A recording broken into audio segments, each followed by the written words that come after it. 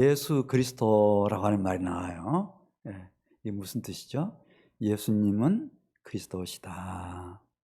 그리스도라고 하는 의미는 성령의 기름 부음을 받으시고 또 성령을 기름 부어 주실 메시아. 그래서 이 구약의 배경을 이해하시는 분들은 이 그리스도라는 말은 구세주, 유일한 개인부터 한 가정과 사회와 국가와 민족과 인류 사회 전체를 이렇게 구원하실 수 있는 분, 예수는 그리스도시다. 놀라워요. 구약 성경이 좀 부피가 많죠. 그런데 어떻게 그렇게 그 첫 구절을 태초에 하나님이 천지를 창조하시니라 그 말씀을 거기 딱 두었는지, 그 사상 전체가 구약 성경 전체를 꿰뚫고 있거든요. 그 다음에 27권 신약 성경이 있는데 그 신약 성경 첫 번째 구절이 아브라함과 다윗의 자손 예수 그리스도의 계보라. 예수 그리스도. 아마 혹시 무슨 일이 있어서 이 지구상에서 구약 성경이 다 없어지고 신약 성경이 없어진다 하더라도 제 느낌에는 그래요. 누군가가 만일 이 구약 성경의 한 구절, 창세기 1장 1절, 그리고 예수가 그리스도라고 하는 이 마태복음 1장 1절만 누가 기억하고 있다고 하면은 이 기독교는 이 땅에서 없어지지 않겠다. 왜냐하면 하나님은 창조주이시고 그분이 준비해서 보내신 독생자 예수가 그리스도다. 이것만 정확히 알면 얼마나 놀라운 일들이 우리의 미래에 전개되어 나갈까. 가슴이 벅찹니다. 이 예수 그리스도, 예수는 그리스도다. 이것을 우리가 한 단어로 따라서 해보세요. 복음이라고 합니다. 복음. 근데 이 복음을 이제 사복음서에서 설명해요. 복음으로 끝나는 책 있죠. 마태복음, 마가복음, 누가복음, 요한복음. 사복음서에서 설명해 내려가는데 너무 많은 얘기를 하면 사람들이 혼란이 일어날까 싶어서 가장 이렇게 간략해서 간단 명료하게 예수 그리스도의 복음을 소개한 책이 마가복음이에요. 마가복음. 그래서 마가복음은 그 복음의 범위를 예수님에게 국한시키고, 그것도 마가복음 1장 9절에 있는 말씀을 보면 요단강에 가셔서 침례 요한에게 침례를 받으시고 물에서 올라오시고, 이걸 우리가 공생애라고 하는데 예수님 33년 생애 가운데서 마지막 3년에다가 포커스를 맞춥니다. 그럼에도 불구하고 이 복음 사복음서를 통해서 이 지하수처럼 말이죠, 쭉 흐르고 있는 사상은 이렇습니다. 마가복음 1장 1절이 예수의 복음, The Gospel of Jesus Christ, 그리고 컴마 찍고 The Son of God. 우리 말을 번역하면 하나님의 아들 예수 그리스도의 복음, 이렇게 되어 있습니다. 그러니까 하나님이라고 하는 말이 맨 앞에 나옵니다. 하나님의 복음이라고 하는 뜻입니다. 하나님의 아들 예수 그리스도, 하나님의 아들 예수 그리스도의 복음, 이렇게. 그리고 마가복음 1장 14절에서는 아예 예수님이 이 세상에 오셔서 선포하신 복음이 무슨 복음이었나, 내가 복음도 아니고 마가의 복음도 아니고 무슨 복음이었는지 이렇게 썼습니다. 하나님의 복음을 전파하여 이르시되 때가 찼고 하나님의 나라가 가까웠으니 회개하고 하나님 나라의 복음, 그 복음을 믿으라.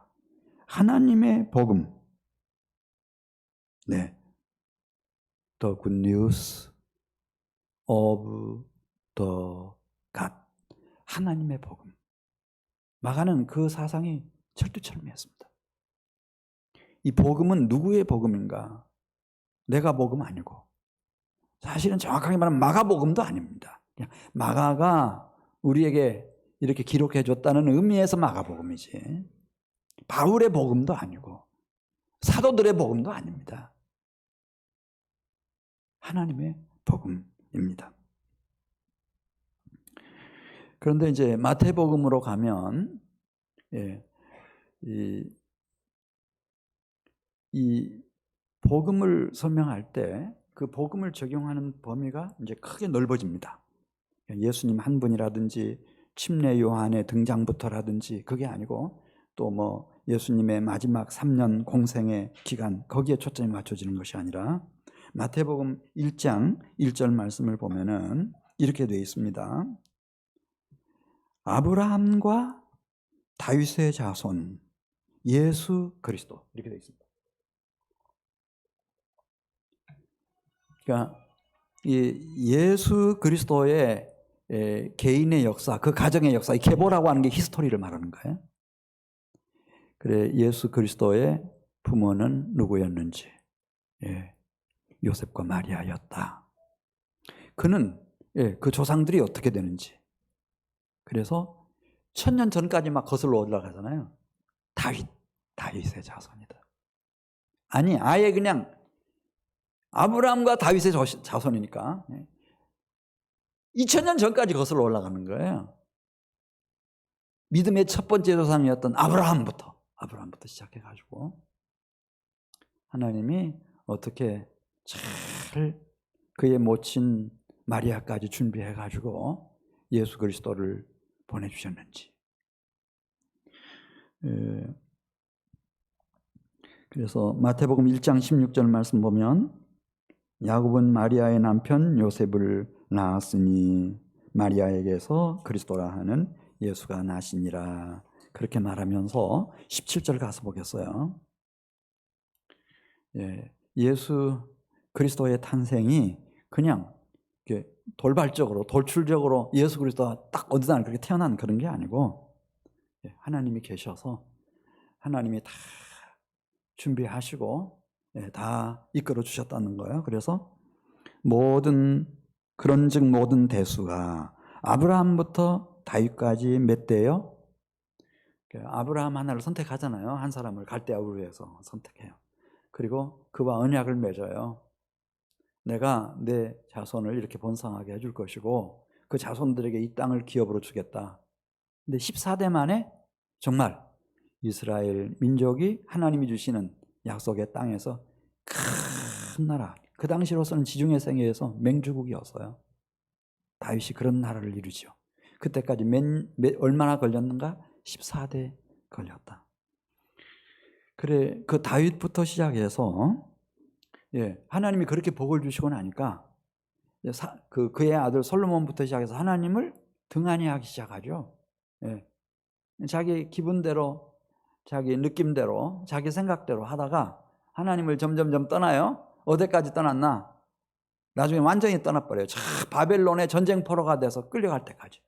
그때 몇 대였다고 그랬어요? 그것도 14대였다는 거예요. 무덤 속에서 살아나오듯이 이 바벨론이라고 하는 그런 멸망의 구렁텅이 속에서 다시 스룹바벨이 살아나와요.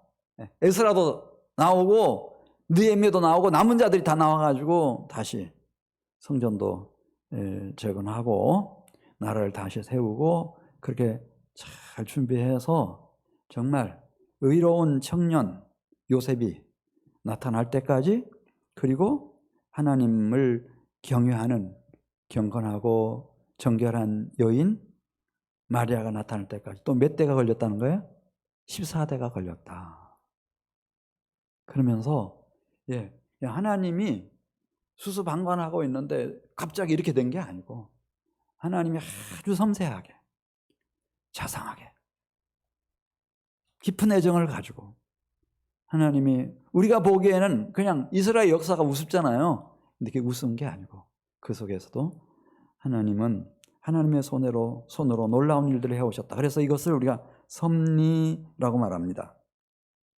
예를 들면 예수님이 오실 것에 대해서 벌써 창세기에 그 얘기하고 있어요. 아브라함이라고 하는 사람이 하나님을 진실되게 경외하는 거예요. 그래서 모리아 산으로 갔어요. 하나님이 말씀하신 지시하신 산으로 가가지고 그 제단 위에다가 백세 얻은 독자 이삭을 바치잖아요. 근데 하나님이 너무 감동을 받았어요. 그래서 하나님이 아브라함을 축복하시죠. 축복할 때 하신 말씀입니다. 내가 내게 큰 복을 주고 내 씨가 크게 번성하여 하늘의 별과 같고 바닷가의 모래 같게 하리니. 그러면서 똑같은 말씀, 내 씨가 그 대적의 성문을 차지할 것이며, 똑같은 말씀, 내 씨로 말미암아 천하 만민이 복을 받을 거다. 이 내 씨라는 말이 자손이라는 뜻이에요. 그러니까 아브라함의 자손이 이렇게 번성하는데 그 중에 특별한 자손이 하나 나와가지고 천하 만민을 다 구원하고 영광의 축복으로 이끄는 역사가 이 인류 역사 속에서 전개되어져 갈 거다. 그 말씀을 했어요. 그리고 1000년 후에 또 한 사람이 일어나요. 다윗이죠. 이새의 아들 다윗. 다윗도 그렇게 하나님을 공경해요. 사랑하는 거예요. 이제 통일 이스라엘의 왕위에 올라가지고 백향막으로 지은 아주 잘 지은 그런 왕궁에 이제 그 준공을 하고 입주하던 첫날 밤이었던 것 같아요. 너무 감사하기는 감사한데 아쉽고 안타까운 거예요. 아니 일개 이런 소국의 왕도 이런 좋은 집에서 왕궁에 사는데 여호와 하나님이 얼마나 존귀하신 분이신데 그분의 언약궤가 지금 장만 밑에 청만 밑에 있다 생각하니까 너무너무 마음이 아파가지고 결심을 하잖아요. 내가 하나님의 이름을 위하여 언약궤를 모실 성전을 꼭 지어드리겠다. 딱 결심한 거예요. 아니 절대적인 국민들의 이 백성들의 신뢰와 존경을 받고 있는 다윗이 결심하면 하죠. 결심 서기까지 시간이 걸리는 거지 딱 결단하면 하고 말고요. 예루살렘 정복한 거 보십시오. 통일 이스라엘 나라를 세운 거 보십시오. 다 할 수 있죠. 근데 그때였어요. 하나님이 찾아오셔서 다윗에게 말씀하세요. 너무 하나님 감동을 먹었던 것 같아요. 네가 내 집을 지으려고 생각하는구나. 너무 감사하다마는 네가 나를 위해서 집을 짓기 전에 내가 너의 가정을 세우겠다. 내 집을 세우겠다. 그래서 다윗 왕조가 일어나는 거예요. 할렐루야. 그러면서 뭐라고 말씀하셨나? 그때도 똑같은 말씀하세요. 내 몸에서 태어날 내 씨가 이제 내 뒤에 일어서겠는데 그 내 씨 나 자손이 견고한 나라를 이 땅에 세울 것이고 내 이름을 위해서 거룩한 성전을 지을 것이며 나는 그 아들의 이름을 나의 아들이라 그는 나를 아버지라고 부를 것이며 그의 나라는 영원할 거다. 이게 따라서요. 다윗 언약. 이게 다윗 언약이에요. 시편 2편에 보면 거기 누가 시 썼는지 표제문에 밝히지 않지만 저는 알아요. 다윗의 시였어요. 하나님이 당신의 아들을 시온의 왕으로 세우셔가지고 영원 무궁한 나라, 주의 나라를 이 땅에 실현시키실 것이다. 그래 다윗이 자신의 생애를 이렇게 돌아보면서 어떻게 이런 일이 가능한가? 나는 목동이었는데 그리고 쫓길 때는 참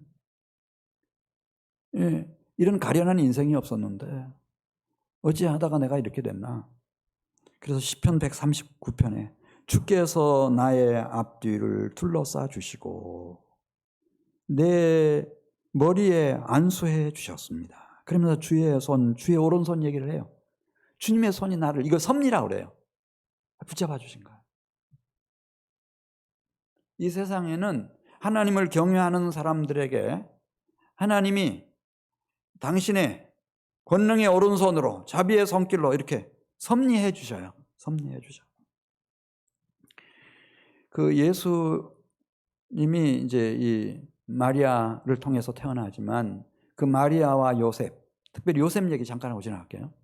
요셉이 어떻게 그렇게 예수님의 훌륭한 아버지 역할을 할 수 있었을까?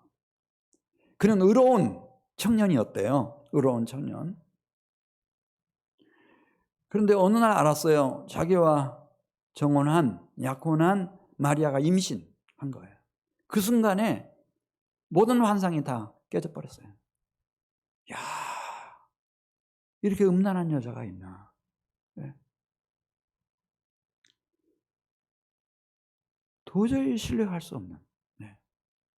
그래서 마음에 딱 결심했다는 거예요. 파혼이다. 그럼 내일 날이 밝으면은 내가 통보를 해주겠다. 마리아에게. 딱 결심을 하고 뒤척에다가 잠에 들었는데 주님이 나타나셔가지고 말씀하잖아요. 다윗의 아들 요셉아. 이렇게. 그게 특별한 의미가 있어요. 이 다윗의 언약이거든요. 그 언약이라는 것이 다윗의 자손, 다윗의 씨를 보내주겠다고 하는 그 말씀 막 상기시키는 대목이에요. 다윗의 아들 요셉아, 너와 약혼한 마리아 데려오기를 두려워하지 말아라.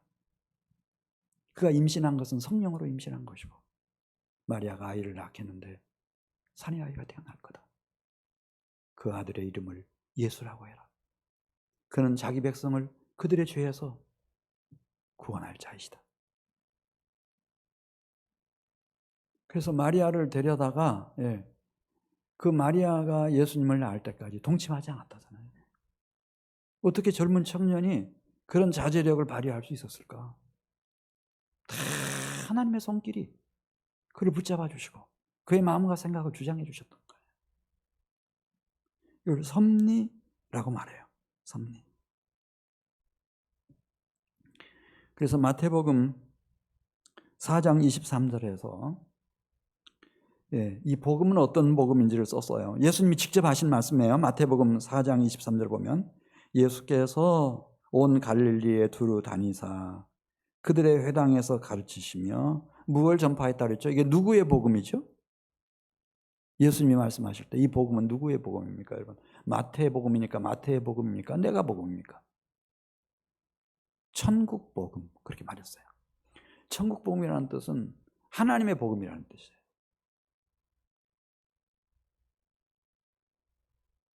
그러니까 하나님이 다 보시고 아브라함을 선택하시고 다윗을 선택하시고 마리아를 선택하시고 요셉을 선택하시고 그들과 언약을 맺으시고 그 언약을 실현해 갈 수 있도록 마음과 생각을 지켜주시고 당신의 능한 손으로 자비의 오른손으로 다 붙잡으셔서 이끌어주시는 생애. 할렐루야. 그렇게 이루어지는 세계를 이게 하나님의 인도하심으로 통치하심으로 이루어지기 때문에 그걸 하나님 나라, 여기 나라라고 할 때 킹덤은 그 하나님의 통치를 말해요. 하나님의 통치. 그래서 따라서세요. 하나님의 복음, 천국 복음. 복음이 뭔지를 좀 잘 아셨으면 좋겠어요. 아마 이 마태, 마가, 누가를 공관복음서라고 하는데 물론 요한계시록은 맨 나중에 한 주후 90년경에 쓰여졌다고 하는데 이의가 별로 없고요. 성서학자들이 이 세 공관복음서에 대해서는 어느 것이 먼저 쓰여졌느냐 학자들마다 다 달라요. 근데 제가 그냥 정리하기로 했어요. 제일 먼저 나타난 것은 침례문답이었어요. 우리가 말하는 예수 그리스도의 복음이죠. 예수님이 어떻게 태어났는지, 어떻게 돌아가셨는지, 어떻게 부활하셨는지, 승천하시고 어떻게 다시 오실 건지를 가르치는 이 침례문답. 그게 잘 들어있는 게 지금까지 우리에게 보존되고 있는데 사도신경이에요. 신조. 사도신경이다. 예수님 동정녀 탄생하시고 빌라도에게 고난을 받으시고 십자가 위에서 돌아가시고 죽은 지 3일 만에 어떻게 하시고 다 나오잖아요. 다시 오실 것이고 이 땅에 교회 이루시고 그 얘기 다 들어있어요. 근데 그런 후 30년 한 세기가 지난 후에 마가가 그 필요를 느낀 거예요. 이 복음은 하나님의 복음이다. 그래서 이제 어떻게 하나님의 복음일 수밖에 없나? 하나님의 아들 예수 그리스도의 복음, 하나님의 복음일 수밖에 없는지를 예수님의 공생애를 집중적으로 조명하면서 얘기해 줬고, 그리고 마태가 이제 아브라함부터 다윗부터 시작해서 이건 하나님 나라의 복음, 하나님의 복음이다. 그렇게 얘기해 줬고, 예, 그런 순서예요. 누가가 보니까 훌륭하죠. 훌륭한데 아쉬운 부분이 있어요. 그래서 누가복음을 썼다고 생각해요. 마가복음을 읽은 마태가 그걸 보완할 목적으로 마태복음을 썼고, 왜냐면 하나님 나라의 복음, 그걸 우리한테 알려주기 위해서. 모든 성서 신학자들이 마태복음의 주제가 뭐냐? 하나님 나라다. 그것에 이의 거는 사람 없어요. 그거 알려주려고. 세 번째 등장한 책이 이 누가복음. 자, 누가복음 보겠습니다. 누가복음 보면은, 예, 그 요셉의 생애 속에, 다윗의 생애 속에, 제사장들의 생애 속에 다 이렇게, 예, 이끌어 주신 하나님이, 예수님도 30세, 여기 이제 누가복음 3장 23절에 유일하게 성경 전 기록 중에 예수님이 공생의 사역을 시작하실 때 30세쯤 됐다. 그 기록이 이제 유일하게 나와요. 네. 그때까지 이제 하나님이 이 예수님을 잘 준비해 오셨는데, 우리 23절 말씀 보겠습니다. 하반절에 사람들이 아는 대로는 요셉의 아들이니, 사람들이 보기에는 예수님이 누군가 요셉의 아들이에요. 그렇게 알려졌어요. 호적에 그렇게 올라 있으니까. 예수의 아버지 요셉이 이렇게 올라 있으니까. 그러나 의사였던 누가는요, 모든 자료들을 아주 면밀하게 꼼꼼하게 살펴봤다는 거예요. 그리고 요셉과 정혼한 마리아에게서부터 태어났다고 하는 것을 확신하고 있어요. 그러면 요셉은 다윗의 아들이에요. 우리가 마태복음에서 보면 다윗의 자손이죠. 근데 이 마리아가 다윗의 자손이라고 증명해야 할 필요가 발생하는 거예요. 만일 마리아를 통해서 왔다면.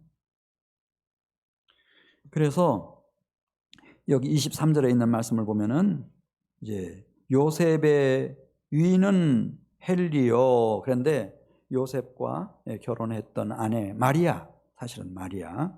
왜냐하면 그 당시에 너무나 우리 유교적인 관습이 젖어 있듯이, 우리들이 이 당시에 그 유대교적인 관습에 의하면 여자 이름은 족보에 못 올리기 때문에, 그러나 실상은 마리아예요. 그리고 어떤 사람들은 제가 이 마리아의 족보다 그렇게 말하면은, 아니, 마리아는 엘리사벳, 사가랴와 함께 레위인 아론 자손인데 어떻게 해서 그 다윗의 자손이냐, 그렇게 말하는 분들이 계실지 모르겠는데, 맞습니다. 예, 그 친척이었으니까, 예, 그렇다 하더라도 여기 마리아의 아버지를 생각하는 거예요. 그는 헬리였을 것이라고 저는 그렇게 생각해요. 그래서 이 족보가 틀린 게 아니고 정확한 족보예요. 자, 이 마리아의 위는 헬리요. 그러면서 쭉 족보가 나오죠. 그리고 누가복음 3장 31절 가서 보면은 다윗이 나와요.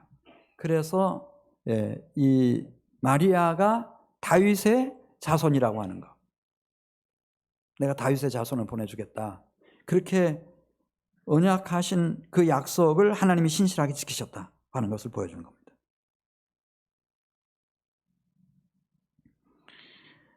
그리고 이 족보는 다윗에게서 끝나는 게 아니죠. 아브라함까지 올라가요. 근데 아브라함에게서 끝나는 게 아니에요. 이 아브라함의 10대 조상인 누구까지 올라가죠? 셈, 노아까지 올라가요. 그리고 아브라함의 20대 손인 어디까지 올라가요? 아브라함까지 올라가요. 아브라함이 아니라 아담까지 올라가요. 자, 우리 38절 말씀, 누가복음 3장 38절 말씀을 천천히 읽겠습니다.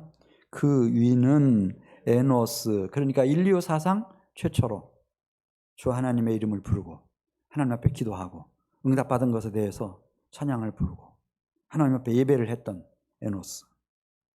그 위는 살인자로 전락된 가인에 의해서 살해당한 아벨의 경건한 영혼을 가지고 태어난 셋이요. 그 위는 누구예요? 첫 번째 사람인 아담이요.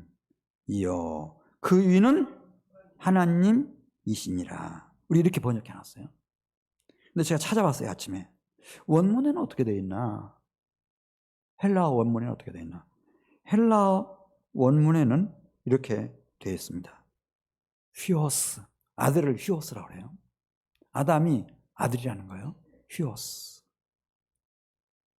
누구의 아들인가? 예, 떼우 투 떼우. 떼우가 하나님이거든요. 떼오스. 하나님의 아들. 이렇게 나온 거예요. 깜짝 놀랐어요. 영어 성경 다 보니까 다 그렇게 돼 있어요. 아담, 에덤이라 그러죠, 영어로. 에덤 was the son of God. 아담은 하나님의 아들이었다. 너무 생소한 거예요, 아침에. 아니, 하나님의 아들은 예수님이지. 이제 하나님의 아들 예수 그리스도. 어떻게 아담을 이렇게 하나님의 아들이라고 했을까? 근데 원문에는 그렇게 돼 있어요. 근데 이것을 우리 개역개정이나 개역성경에 이게 너무나 민망하다고 생각했는지 이렇게 위는 이렇게 해가지고 하나님까지 기록해 놨는데요. 그러면은 제가 편견을, 아담에 대한 편견이죠. 그걸 벗어버리고 다시 아담을 생각해 봐야 되겠네. 그래서 타락하던 날 오후 늦게 창세기 3장 14절에 보면 여호와 하나님이 찾아와요. 아담과 하와를 찾아와요. 찾아와서 하신 말씀. 예, 다 얘기를 듣더니 아담 얘기를 듣고 하와 얘기를 듣고나 하시더니 이렇게 뱀에게 말씀하십니다. 내가 뱀 너로 여자와 원수가 되게 하고 내 후손도 여자의 후손과 원수가 되게 하리니, 여기 여자의 후손이라는 말이 나와요. 이게 똑같아요. 아브라함의 씨, 다윗의 씨, 다윗의 자손, 여자의 후손, 이게 똑같은 뜻이에요. 네. 성령으로 잉태될 거니까, 마리아를 통해서 올 것이니까 여자의 후손, 여자의 후손이 뱀의 머리를 박살낼 것이고, 뱀은 여자의 후손으로 오신 그리스도의 발꿈치를 십자가에 못 박아서 상하게 만든다는 거예요. 그 얘기를 하세요. 이걸 경륜이라고 그래요. 그러니까 우리가 생각에는 아담이 하와가 선악과를 따먹고 이렇게 타락함으로써 모든 게 다 실패로 끝났다 이렇게 생각하지만은, 물론 맞아요. 아담과 하와는 실패했어요. 그렇지만 하나님이 실패했나, 하나님 나라가 망했는가, 그건 아니었어요. 그건 아니었어요. 왜냐하면 하나님은 경륜을 가지고 계셨어요. 그 경륜이라고 하는 게 3년 동안의 경륜은 아니고 33년의 경륜도 아니고 1000년 동안의 2000년 동안의 경륜도 아니고, 저 아담과 하와 때부터 인류 세계를 다, 경륜이라고 하는 것이 뜻이라는 뜻이에요. 기뻐하시는 뜻, 그 뜻을 따르는 목적, 그 목적 하나님 나라죠. 그 목적을 성취하는 계획, 플랜이라고 많이 번역했어요, 경륜을. 그리고 그 목적들을 성취해 나가는 카이로스, 때, 그리스도 안에서 때가 찬 경륜, 그런 말 하는데 에베소서 1장에서요. 이게 하나님의 경륜이 있었던 거예요. 그러니까 막 갑자기 돌출적으로 내가 여자의 후손을 보낸다, 그게 아니고, 이 우주 세계를 창조하시고 아담과 하와를 모든 창조물 중에 하나님의 형상을 가진 존재로 지을 때는, 혹시 아담과 하와가 실수를 하고 죄를 지어서 잘못되는 날 어떻게 하겠다고 하는 것을 그분은 가지고 계셨던 거예요.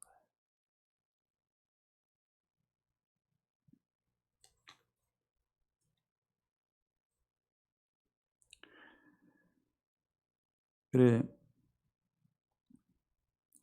누가복음 4장 43절에 있는 말씀을 보면은 예수님은 복음 말할 때 하나님 나라의 복음 그렇게 말했어요. 그게 무슨 얘기인가 하면, 아담과 하와가 실수하더라도, 타락하더라도, 잘못되더라도 하나님 나라의 복음, 이것은 그대로 이루어져 가는 거예요. 한번 따라서 해보세요. 하나님 나라의 복음. 그래서 다시 저는 생각하게 됐어요.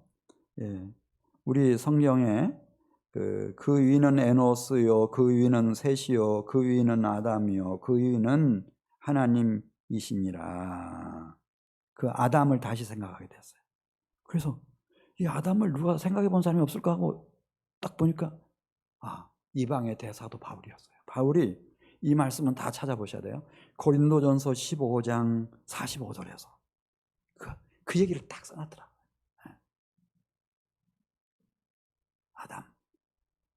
아담 하나님의 아들인데 아담이 첫째 아담이 있고 마지막 아담이 있다는 거예요. 그래서 고린도전서 15장 45절에서 기록된 바 첫사람 아담 우리가 지금 알고 있는 첫사람 아담은 생명이 되었다 함과 같이 마지막 아담은 살려주는 영이 되었다. 이 말씀이 조금 모호한 것 같아서 제가 영어로 예를 들면 이런 말입니다. 기록된 바 그러면 The scriptures tell us. 성경이 우리에게 말씀하시기를, 그러니까 창세기부터 시작해서 요한계시록까지 성경이 우리에게 말씀하시기를 첫사람 아담, the first man 아담, 그러니까 모든 인류 중에서 첫 번째 하나님이 직접 흙으로 빚으시고 생기를 훅 불어넣어서 일으키신 이 첫사람 아담, the first man 아담 became 됐다는 거예요. 뭐가 됐나? A living being. 이 좀 어려운 얘기예요. living being의 그 원어가 푸시캔인데요. 살아있는 영혼이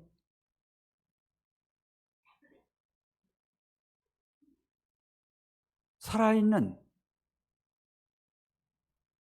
a living being. 그러니까 그 푸시케라는 그 원어의 의미는 첫 번째 살아있는 유기적인 몸을 나타내요. 몸을 나타내고 살아있는 혼을 가진 존재. 모든 창조물이 혼이 없죠. 무슨 식물이 혼이 있고 동물들이 혼이 있습니까? 혼이 없어요. 죽으면 끝나는 거예요. 흙으로 돌아버린 거예요. 근데 사람에게는 다른 모든 창조물이 갖지 못한 혼을 가지고 있어요. 그게 푸시케예요. 리빙 소울이에요. 리빙 소울. 그래서 어떤 성경에는 영어에 보면은 리빙 퍼슨이라고 번역했어요. 이렇게. 혼이 살아있는 유기적인 몸을 가진 인격체, 사람. 그래서 누가 뭐라고 해도 아담은 타락한 이후에도 틀림없는 사실은 the first man이고 첫 번째, 인류 사상 첫 번째 사람이고 모든 우리 자손, 우리 모든 인류는 그 아담과 하와 자손으로 태어났고 인간이 누군지를 알려면은 인간 존재, 그걸 알려면은 이 아담과 하와를 깊이 연구해 보면은 인간이 누군지 인간의 기준이 됐어요. 그건 틀림없어요. 그걸로서 끝나버렸나? 그게 아니라는 거예요. 물론 the first man Adam became a living soul, living being 그걸로 끝났지만은 but the rest Adam, 마지막 아담이 있다는 거예요. 하나님의 경륜 속에 하나님 마음 속에 준비해 놓으셨던 마지막 아담이 있다는 거예요. The rest Adam became. 이분이 뭐가 됐는가? 이분은 부정관사 어가 중요해요. A life giving spirit이 됐다는 거예요. 생명을 주시는 영. 우리가 물론 지금 생명 있어요. 근데 이 생명을 가진 이 몸이라고 하는 것이 너무 약해서 막 전염병에 감염될 수도 있고요. 암에 걸릴 수도 있고요. 길을 가다가 자동차하고 부딪히면 깨지기도 하고요. 혈관이 터져가지고 피가 낭자하기도 하고요. 네. 사망의 음침한 골짜기 같은 이 세상을 돌파할 수 있을 만한 그런 강인한 생명은 아니란 말입니다. 내 속사람이 막 온갖 상처투성이죠. 이걸 좀 헌옷 누더기처럼 벗어버리고 싶은데 이걸 어떻게 할 수가 없어요. 나는 늘 그렇게 하면 안 된다는 거 알면서도 그냥 끌려다니잖아요. 나를 이기고 죄를 이기고 죄의 저주를 이기고 이 사망 권세를 이기고 원수 마귀를 이길 수 있는 그런 참된 생명, 거룩한 생명, 온전한 생명, 새 생명, 그 생명을 주시는 영으로서 마지막 아담이 오셨다는 거예요. 더 레스트 아담 BK, 저와 우리 성도 여러분들을 위한 라이프 기빙 스피릿. 그래서 이분이 계속해서 이 새 생명을 부어주시면 해볼 만한 거예요. 할렐루야. 그럼 다시 일어나니까요. 자신 극복할 수 있으니까요. 사망의 음침한 골짜기 같은 이 세상을 돌파해 갈 수 있으니까요. 죄와 그 저주를 이길 수 있으니까요. 음부 사망의 권세를 이길 수 있으니까요. 사탄 마귀를 이길 수 있으니까요. 그 생명이 부어지니까요. 이건 해볼 만한 거예요. 그래서 고린도전서 15장 44절 가서 보면 몸을 둘로 나눴어요. 그러니까 첫 아담을 통해서 온 몸을 여기 Natural Human Body 이렇게 말했어요. 육의 몸이에요. 육의 몸. 이게 육의 몸이에요. 그 다음에 하나님께서 마지막 아담을 통해서 우리를 완성시키실 그 몸이 있는데 이걸 스피리추얼 바디, 영의 몸이라고 말씀하셨어요. 그러니까 하나님이 사람을 만들어 놓으시고 보시기에 힘이 좋았다고 말씀하시고 막 생육하고 번성하고 충만하고 정복하고 다스리라 그렇게 말씀하실 때 그건 단 한 사람, 첫 번째 사람인 아담을 보고 그렇게 말씀하신 건 아니에요. 마지막 아담까지 다 오신 후에 일어날 거룩한 자기 백성들을 보면서 주님께서 보시기에 힘이 좋았다고 말씀하시고, 왜냐하면 그분은 피조물이 아니잖아요. 이 전체를 다 보시는 거예요. 동시에 다 보시는 거예요. 고린도전서 15장 44절 보면 그래서 이렇게 말씀하시는 거예요. 육의 몸이 있은즉 또한 영의 몸도 있느니라. 육의 몸이 있어야 영의 몸이 있다는 거예요. 이건 육신의 몸은 맨날 못된 생각만 하고 못된 짓만 하고 나를 너무 힘들게 고단하게 만들고 그래서 함부로 하시는 분들이 있어요. 그래가지고 이거는 없애버려야 된다. 그런 사탄 마귀의 미혹에 넘어가서 극단적인 선택도 하고 그러는데 그럼 큰일 나요. 이 성경이 말씀하시는 거, 그 육의 몸이 있어야, 물론 이게 불완전하기 짝이 없죠. 연약하기 짝이 없어요. 이 육의 몸이 있어야 영의 몸도 우리에게 주어진다는 거예요. 그 바탕 위에서. 고린도전서 15장 46절. 먼저는 신령한 사람이 아니요 육의 사람이요 그 다음에 신령한 사람이니라.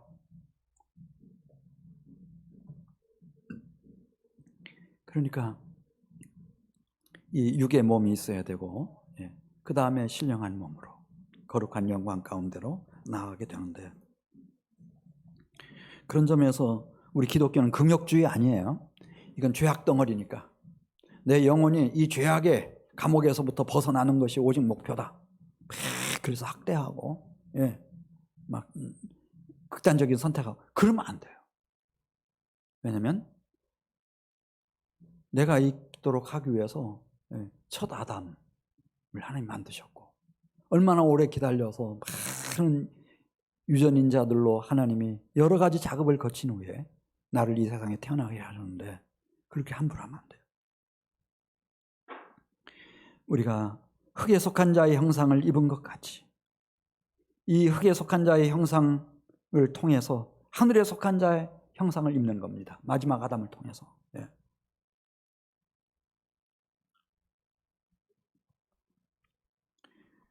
예. 이 복음은 무슨 복음인지 지금 말씀드리고 있습니다. 이제 마지막 맨 늦게 기록했을 이 요한 복음에는 이 복음의 범위를 그냥 예수님의 공생애라든지 또 아브라함, 다윗이라든지 아니면은 아담에게 이렇게 국한되는 그런 게 아니고요. 요한복음 1장을 읽어보시면요, 그 범위가 대단하죠. 태초입니다. 태초. 창세기에 나오는 태초에 천지를 창조하신 그 이전의 태초. 그 문맥을 살려서 번역하면 영원전입니다. 영원전부터 복음의 말씀이 있었습니다. 하나님의 경륜 속에서 있었습니다. 네. 그래서 복음은 따라서 하세요. 하나님의 복음. 하나님 통치와 하나님의 나라의 복음입니다, 여러분.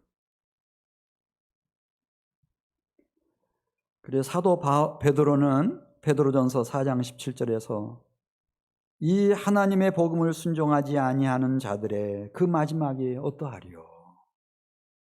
이 복음이 얼마나 귀한 건데. 하나님의 복음인데. 하나님의 영광의 통치의 복음인데. 영원한 하나님 나라의 복음인데. 이 복음을 거역하는 생애들. 너무 안타까운 거예요. 안타까운 거예요. 아마 이 복음을 가장 깊이 생각했던 사람이 바로 구원론을 쓰고 기독론을 쓰고 다 썼던 바울, 이방의 대사도 바울. 바울은 복음을 어떻게 이해했나? 내가 복음으로 이해했나? 마태복음으로 이해했나? 마가, 누가, 요한복음으로 이해했나? 물론 우리가 구분하기 위해서 그런 명칭을 붙이지만은 뭐 바울의 복음이라고 이해했나? 그렇게 하지 않고요. 로마서 1장 1절에서 예수 그리스도의 종 바울은 사도로 부르심을 받았는데 왜 내가 예수 그리스도의 종이 되고 사도가 되었는지 하나님의 복음을 위하여 택정함을 입은 거다. 무슨 복음? 바울의 복음 아니고 하나님의 복음. 로마서 15장 16절에서 내가 예수의 일꾼이 된 것은 하나님의 복음의 제사장 직분을 감당하도록 하나님의 복음 이렇게 말해요. 데살로니가전서 2장 2절에서도 내가 빌립보에서 고난과 능욕을 당하고 많은 싸움을 싸우는 중에도 내가 너희에게 그 복음, 하나님의 복음 전한다고 하는 생각을 한시도 잊지 않았다는 거예요. 데살로니가전서 2장 8절 9절에서도 하나님의 복음 밤낮으로 일하면서도 너희에게 그 복음, 그분의 복음 전하기를 원했다는 거예요. 그 복음이 무슨 복음일까요? 하나님의 복음이에요. 하나님의 복음을 전하였노라. 이 하나님의 은혜의 복음을 위해서라면 내 생명조차도 조금 더 귀한 것으로 여기지 않는다 이거예요. 복음, 하나님의 복음. 여러분 그 복음이라고 하는 그 단어가 이제 구약 성경에는 없어요. 그냥 신약 성경에서 복음이라고 하는 단어가 등장하는데 유앙겔리온이라는 단어예요. 유앙겔리온. 그런데 그 유앙겔리온이라고 하는 단어를 언제 썼나? 네, 제가 한 예를 들을게요. 고대 전쟁은 아주 강한 나라가 수십만 대군을 이끌고 사마리아를 에워싸요. 3년 동안 에워싸요. 살만에셀이. 공급로 다 차단하면 그 성 안에 있는 사람들 굶어 죽어요. 그래서 함락을 시키거든요. 네. 그런데 아람 군대가 쳐들어왔어요. 사마리아 성을 에워싼 거예요. 이 전쟁이 에워싸는데 일주일 동안 에워싸는 것도 아니고 한 달 하는 것도 아니고 뭐 그냥 양식 얼마든지 갖다 싸놓고 누가 식량이 많은가 그 싸움이에요. 그때 사마리아 성문 밖에 나병 환자 4명이 있었다는 거예요. 물론 그 가족들은 성 안에 살고 있었겠죠. 근데 나병에 걸려가지고 성 밖으로 쫓겨났는데 그래도 가족들은, 친구들은 가끔씩 먹을 것을 챙겨주기도 하고 그렇게 살아왔어요. 근데 이렇게 포위를 당하고 나니까 성안이 굶주리기 시작한 거예요. 양식이 다 바닥이 났어요. 그리고 알아요. 이 네 사람도 나병에 걸렸다 뿐이지 다른 작용은 다 똑같은 정상적인 사람이니까. 생각해봐요. 우리가 언제 음식 맛을 봤지? 음식 쓰레기도 안 나와요, 성안에서. 그러면서 이대로 조금 더 가면 어떻게 될까? 죽음이죠. 죽으면. 용기에 있는 한 사람이 말합니다. 우리 그냥 이렇게 끝내지 말고 아람 진영으로 가자. 그리고 항복을 하자. 우리가 항복 한들 사마리아 성사람들에게, 우리 이스라엘에게 무슨 피해가 있겠는가? 어차피 우리는 버림받은 사람들 아닌가? 이 사회로부터. 항복을 하자. 죽여도 좋고 혹시 우리를 불쌍히 여겨서 아람 사람들이 먹을 것이라도 좀 주면 그러면 사는 길이 열리는 거 아니냐. 결행을 하자. 그 만장일치로 결정해가지고 아람 진영으로 간 거예요. 놀라운 사실이었어요.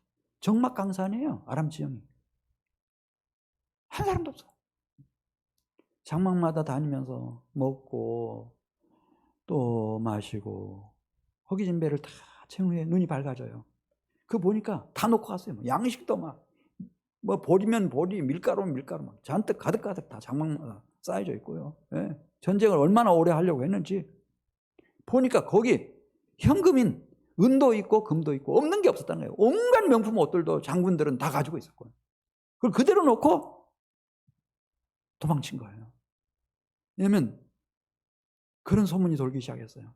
이 지금 사마리아 성이 고요하고 저렇게 잠잠한 것은 지금 용병을 지금 부리기 위한 술책이다.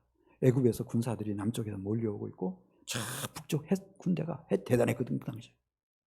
지금 아랍 나라 북쪽에 벌써 쳐들어와가지고 공격 개시 명령이 떨어져서 지금 공격해 들어오고 있다. 그러니까 막 얼마나 다급했는지 그 나라 자기 왕궁이 점령되고 불타버리면 안 되잖아요. 그러니까 순식간에 다 사라져버려요. 밀물처럼 빠져 달아나버린 거예요. 그래서 그들이 뭐 명품 옷도 다 세세히 보면서 챙기고 은도 금도 다 챙겨놓고 먹을 것 음식 다 챙겨놓고 그 중에 하나가 이런 말을 해요. 오늘은 우리에게 아름다운 소식이 있는 날이거늘 우리가 우리 개인의 욕심만 이렇게 끝없이 챙기다 보면 하나님이 기뻐하시겠는가? 하나님이 우리에게 벌을 내실 거다. 우리 성으로 달려가서 이 사실을 알리자. 적군들은 다 패주해서 도망쳤다고. 전쟁은 끝났다고. 자유의 세상이 왔다고. 평화의 세상이 왔다고. 굶주리고 배고픈 사람들은 이 장막으로 나오라고.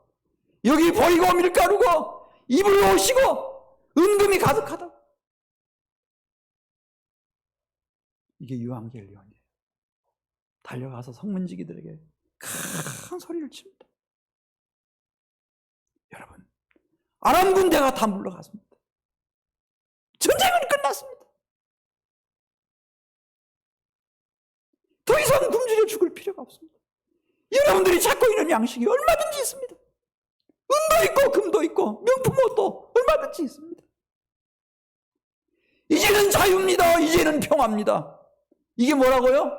이게 복음이란 말이에요. 복음. 근데 우리 프로테스탄트가요 너무나 오랫동안 복음하면 그냥 이 캡슐 속에다가 딱 예수 그리스도의 복음 틀린 건 아니에요. 그러나 그것만 너무너무 강조를 열심히 하다 보니까 어떻게 됐는가 하면 이제 교리밖에 안 남았어요. 예수님 오시고 동정녀 탄생하시고 사도신조 그거 십자가에서 죽으시고 부활하시고 다시 오실 것이고 너무 메말랐어요. 너무 메말랐어요. 그건 아니거든요. 복음은 하나님의 복음이에요. 하나님의 통치의 복음이라고요. 하나님의 영광의 나라의 복음이라고요. 지금 코로나 팬데믹 우리가 이제 모든 인류가 다 인정을 해요. 코로나를 잡을 수 있나? 잡을 수는 없다.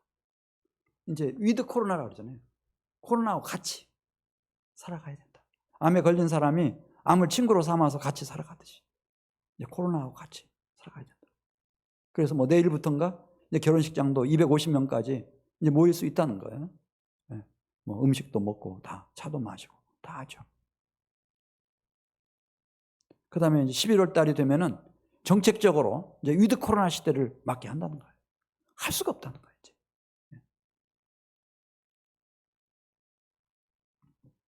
그런데 우리가 맞을 이 기독교 복음이라고 하는 것이 그냥 우리가 생각하는 사도신조 거기에만 머물러 있으면은 그게 중요하지 않다는 뜻이지만 아니에요, 여러분. 살아계신 하나님의 복음, 하나님의 통치, 하나님의 영광의 나라. 회개하라. 그 천국이 가까웠다. 요한의 때부터 그 천국이 침노를 당하고 있다. 누구든지 침노하는 자는 들어간다. 하나님의 나라가 너희 안에 있다고 말씀하신 이 예수님의 말씀. 이 천국 복음이거든요. 천국 복음. 이 천국 복음의 은혜가 여러분들에게 임하면은 여러분들이 다 떨치고 일어날 수 있어요. 그래서 예배도 다 회복하고, 참 성령 충만한 그런 삶을 살면서 하나님 앞에 영광을 돌리고 이 세상의 빛이 될 수 있지만은 만일 그렇지 않고 여기서 주저주저 하면은 교회 못 가죠. 코로나 걸릴 것 같아서 못 가. 그러다가 그냥 시들고 말라져서 사라지는 거예요. 우리 사랑하는 성도 여러분들이 그리스도 예수 안에서 하나님의 복음, 하나님의 통치와 하나님의 영광의 나라의 복음으로 무장을 하고 참 하나님의 그 놀라운 경륜과 그 섭리와 역사하심이 얼마나 멋지고 위대한지를 오히려 체험하고 보여줄 수 있는 그런 기회가 될 수 있기를 축복합니다. 우리 같이 기도드리겠습니다.